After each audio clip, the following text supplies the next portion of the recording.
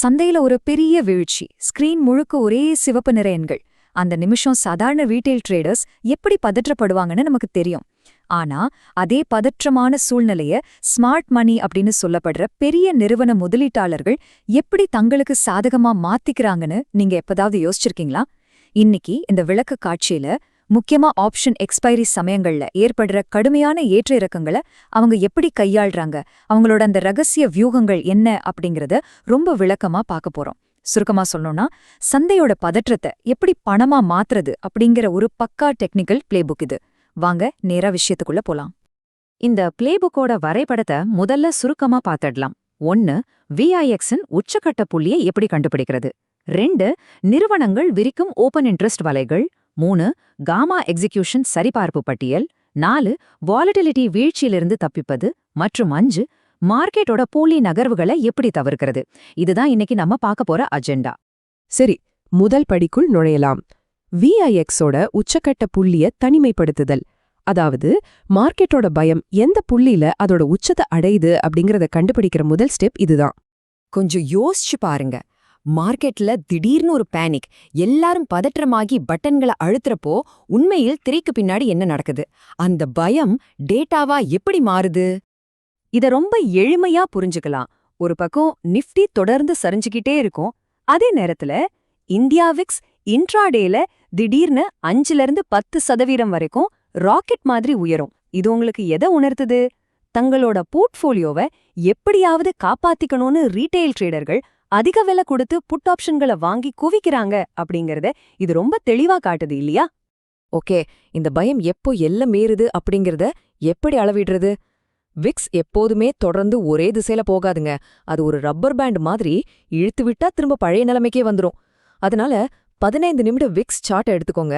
அதுல 20 நாள் பாலிஞ்சர் பேண்ட் அல்லது லீனியர் ரிக்ரெஷன் சேனலை வரைஞ்சுக்கோங்க.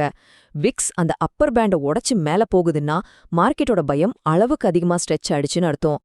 இங்கதான் நாம உஷாராகணும். ட்ரேட எக்ஸிக்யூட் பண்றதுக்கான சரியான ட்ரிகர் இதுதான். நிஃப்டி தொடர்ந்து அப்படியே தட்டையா இருந்தாலும் சரி, விக்ஸ் மெழுகுவர்த்தி ஒரு புது உச்சத்தை உருவாக்க முடியாம கீழே இறங்க தொடங்குற அந்த துல்லியமான தருணம் இருக்கு பாருங்க, அதுதான் என்ட்ரி பாயிண்ட்.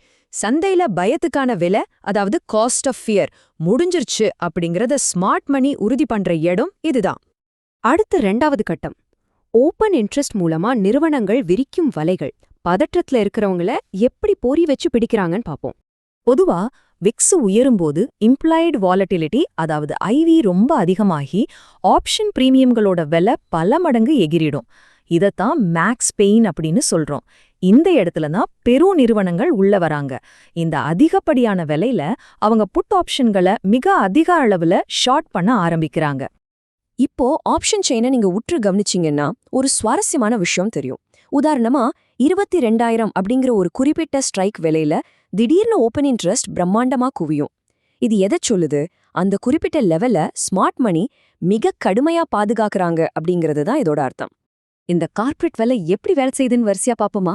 முதல்ல விக்ஸ் அதோட ரெசிஸ்டன்ஸை தொடும். அதே நேரத்துல நிஃப்டி அந்த மிகப்பெரிய ஓபன் இன்ட்ரெஸ்ட் இருக்கிற சப்போர்ட் லெவல தொடும். இப்போ மார்க்கெட்ட கீழே தள்ளின செல்லர்கள் எல்லாரும் பலத்தை இழந்து இந்த வலையில சிக்குவாங்க. அடுத்த செகண்ட் சந்தை மேல சீரிப்பாயும் ஒரு பிரம்மாண்டமான ஷார்ட் கவரிங் ரேலி வெடிக்கும். இதுதாங்க அந்த சீக்ரெட். சரி, சந்தை எப்பம் திரும்பும்னு கண்டுபிடிச்சாச்சு. 3வது பகுதிக்கு வருவோம். காமா எக்ஸிகியூஷன் சரிபார்ப்பு பட்டியல். இதெப்படி துல்லியமா ட்ரேட் பண்றதுன்னு பார்க்கலாம். எக்ஸ்பைரி வாரங்கள்ல இந்த ஆப்ஷன் கிரீக்ஸ்ல வர்ற காமா அப்படிங்கிற விஷயம் ரொம்ப தீவிரமா செயல்படும். இந்த காமா விளைவால மார்க்கெட் ரிவர்சல் ஆகிற வேகம் கண்ணிமைக்கிற நேரத்துல ரொம்ப மூர்க்கமா இருக்கும். அதனால தான் இங்க துல்லியமும் நான் சொல்ல போற இந்த கடுமையான செக் லிஸ்டும் ரொம்ப ரொம்ப முக்கியம். இந்த ஸ்ட்ராட்டஜி மேட்ரிக்ஸ கவனிங்க. நீங்க புல்லிஷ் ரிவர்சலை எதிர்பார்க்கறீங்கன்னா விக்ஸ் அப்பர் பேண்டையும் நிஃப்டி அதோட சப்போர்ட்டையும் தொடணும். விக்ஸ் சார்ட்ல ஷூட்டிங் ஸ்டார் மாதிரி ஒரு பேட்டர்ன் வரணும். இதுவே பியரிஷ் ரிவர்சல்னா அப்படியே இதோட நேர்மாறான விஷயங்கள் நடக்கணும். இந்த கண்டிஷன்ஸ் மேட்ச் ஆகாம தயவு செய்து எந்த ட்ரேடுக்குள்ளேயும் நுழைஞ்சிடாதீங்க. இதுல புட் கால் ரேஷியோ, அதாவது PCRக்கு ஒரு பெரிய ரோல் இருக்கு. நம்ம ட்ரேட் சக்சஸ் ஆகணும்னா PCR தரவுகள் கட்டாயம் மேட்ச் ஆகணும். அதாவது 0.70க்கு கீழே ஓவர்சோல்டு நிலையிலோ அல்லது 1.40க்கு மேலே ஓவர்பாட் நிலையிலோ கண்டிப்பா இருக்கணும். இதை நோட் பண்ணிக்கோங்க. நிறைய பேர் பண்ற தப்பே இதுதான். விக்ஸ உச்சத்தை தொட்ட உடனேயே அவசரப்பட்டு ட்ரேட்ல குதிச்சுடுவாங்க. அப்படிலாம் பண்ணக்கூடாது. குறைஞ்சது 20 முதல் 30 நிமிடங்கள் வெயிட் பண்ணணும். ஏன்னா இது இன்ஸ்டிடியூஷனல் அப்சார்ப்ஷன் ஃபேஸ். பெரிய பிளேயர்ஸ் அவங்களோட பிரம்மாண்டமான ஆர்டர்களை ஃபில் பண்ற நேரம் இது. உங்க பொறுமை தான் இங்க உங்களை நஷ்டத்துல இருந்து காப்பாத்தும். 4வது கட்டம் வாலடைலிட்டி வீழ்ச்சியிலேருந்து தப்பித்தல். திசையே சரியா கணிச்சாச்சு, ஆனா வாலடைலிட்டி குறையும் போது லாபத்தை எப்படி தக்க வைக்கிறது? வெகா, அதாவது வாலட்டிலிட்டிக்கு ஆப்ஷன் விலைகள் எந்த அளவுக்கு சென்சிட்டிவா இருக்குன்னு காட்டுற ஒரு அளவு. விக்ஸ் குறைய ஆரம்பிச்சதும் ஆப்ஷன் பிரீமியங்கள் மளமளன்னு சரிஞ்சிடும். நீங்க மார்க்கெட் போற திசைய சரியாவே கணிச்சிருந்தாலும் இந்த விக்ஸோட வீழ்ச்சி உங்க லாபத்தை அப்படியே முழுங்கிடும். அது ரொம்ப ஆபத்தானது. இங்கதான் ரீட்டைல் ட்ரேடர்களுக்கும் ஸ்மார்ட் மணிக்கும் வித்தியாசம் தெரிய வரும். தயவு செய்து விலைக்கு வெளியே இருக்கிற ஓடிஎம் ஆப்ஷன்களை வாங்குறத தவிர்த்திடுங்க.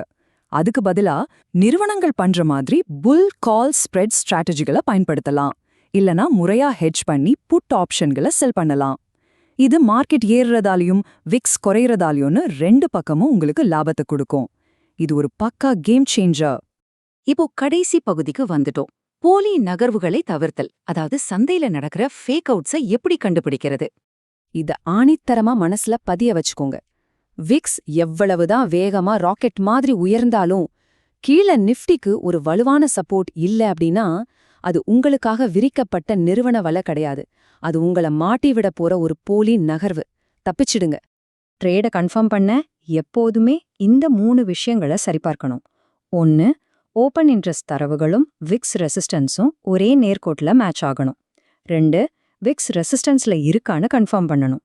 3. நிறுவனங்களோட ஹெட்ஜிங் எல்லைகள் முடிஞ்சிருச்சான்னு பார்க்கணும். அப்போதான் உங்களுக்கான பொறி கரெக்டா செட் ஆயிருக்குன்னு அர்த்தம். இந்த விளக்கக்காட்சி மூலமா ரொம்பவே பவர்ஃபுல்லான ஒரு இன்ஸ்டிடியூஷனல் பிளேபுக்கா நம்ம பார்த்திருக்கோம். இப்போ உங்களுக்கான கேள்வி இதுதான். அடுத்த முறை மார்க்கெட்ல பதற்றம் தொத்தி விக்ஸ் உச்சத்தை தொடும்போது சாதாரண ரீட்டைல் ட்ரேடரை மாதிரி நீங்களும் பேனிக் ஆக போறீங்களா? அல்லது இந்த டேட்டாவெல்லாம் யூஸ் பண்ணி ஸ்மார்ட் மணி கூட சேர்ந்து நீங்களும் வலைய வரிக்க போறீங்களா? நீங்களே முடிவு பண்ணுங்க.